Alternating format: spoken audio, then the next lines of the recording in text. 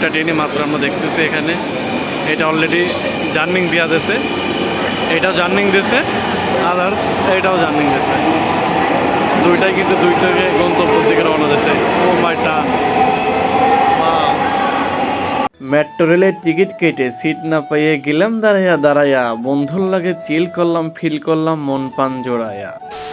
Hello everyone, আসসালামু আলাইকুম। This is Farhad Ahmed, my new ব্লগে আপনাদের সবাইকে স্বাগত। তো বন্ধুরা, আজকে আমার মনের বড় একটা আশা পূরণ হতে যাচ্ছে।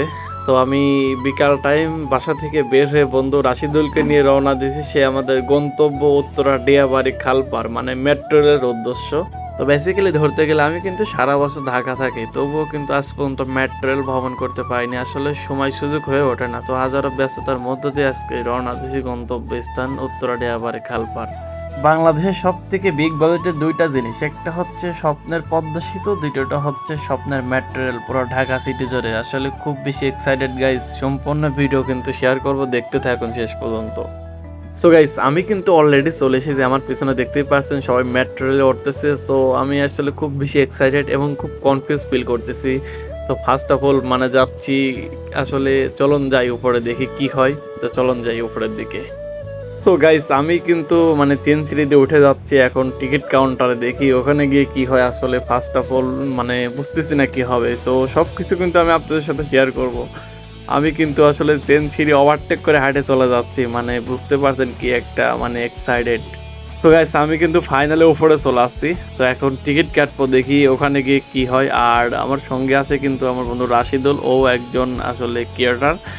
তো আমরা সামনের দিকে এগোচ্ছি। তো দেখি টিকিট কাউন্টারে কি হয়। তো চলুন টিকিটে যাই ওখানে। তো বন্ধুরা, আমি কিন্তু একদম টিকিট কাউন্টারের সামনে এখন চলে আসছি। এই মেশিনের মাধ্যমে এই টিকিটটা সংগ্রহ করব। তো এক ভাই টিকিট নিচ্ছে, আমি ওখান থেকে কিছুটা নলেজ দিলাম। তবুও প্রথমবার আমি অনেকটাই কনফিউজ ফিল করতেছিলাম, তবে এতটাও কনফিউজ না। যেহেতু সারা বছর ঢাকা থাকি, তো কিছু হলে অভিজ্ঞতা আছে। তো নিজের অভিজ্ঞতা থেকে আমি যেহেতু আগারগাঁও যাবো, আগারগাঁও সিলেক্ট করে ওখানে প্রাইস 60 টাকা করে টিকিটের মূল্য।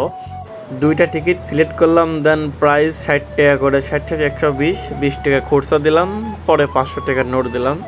তো সুন্দরভাবে আমার দেখতেই পারছেন, ও মাই গড, সুন্দর করে 400 টাকা আমার ব্যাগ দিয়ে দিল এবং সঙ্গে দুইটা একদম কাঠ দেখতে পাচ্ছেন।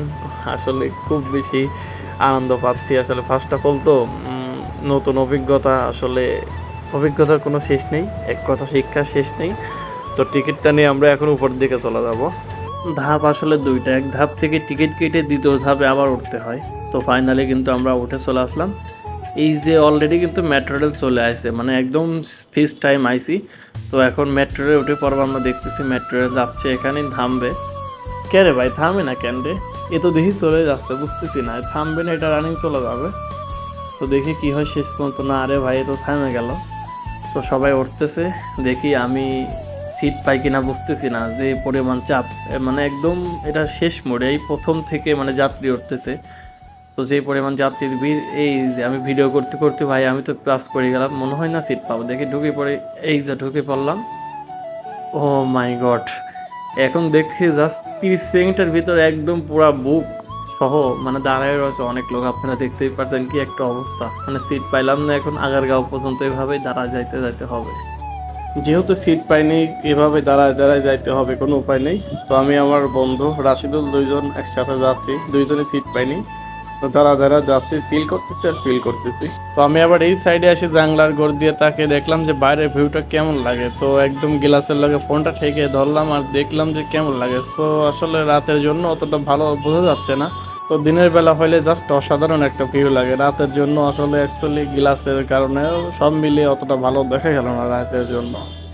সো ফাইনালি গাইস, আমি নেমে পড়লাম আগারগাঁও রেল স্টেশন। তো প্রচুর জ্যাম, যার কারণে আমি একটু পরে নামবো, ভিডিও করতেছি। আমরা দেখতে পাচ্ছি মেট্রো রেল অলরেডি আসে কিন্তু ঢুকে গেছে। এটা আগারগাঁও থেকে অনেক যাত্রী নামতেছে এবং উঠতেছে, আমরা দেখতে পাচ্ছি। তো বন্ধুরা, এই ছিল আজকের ব্লগটি কেমন লাগছে অবশ্যই কমেন্টে জানাবেন। তো এখন আমি এখান থেকে নেমে যাব আগারগাঁও থেকে, যেহেতু আমার বাসা উত্তরপাড়া, এখন চলে যাবো। তো আজকের মতো বিদায় নিচ্ছি, সবাই ভালো থাকেন, সুস্থ থাকেন। পরবর্তীতে যে কোনো ভিডিওতে দেখা হবে। আল্লাহ হাফেজ।